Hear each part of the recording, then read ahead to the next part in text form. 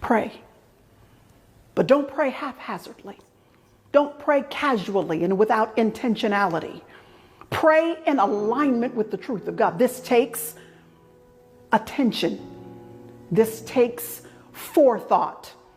This takes intentionality to make sure you know what the promises of God are so that you can line yourself up in prayer with what it is that God has already said. Someone asked, why do we pray when God has already promised it? Why do we waste our breath in prayer when if God has already promised it, if he's declared it, if he's going to do it, then why pray? The reason why is because prayer is the key that begins to unlock the resources of heaven so that they are unleashed onto the landscape of our earth, of reality. Prayer doesn't manipulate God. It just gives us access to the things that God already plans to do for us anyway. Prayer is this beautiful opportunity that he gives us to be a partner with him in seeing his kingdom come and his will being done on earth as it is in heaven.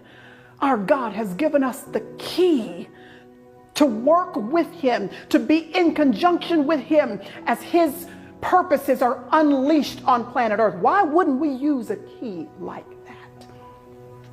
So when we see and hear and understand God's promises, it shouldn't dull our prayer life and make us lazy in prayer. Instead, it should ignite our prayer lives with an extra measure of confidence and assurance that we would otherwise lack.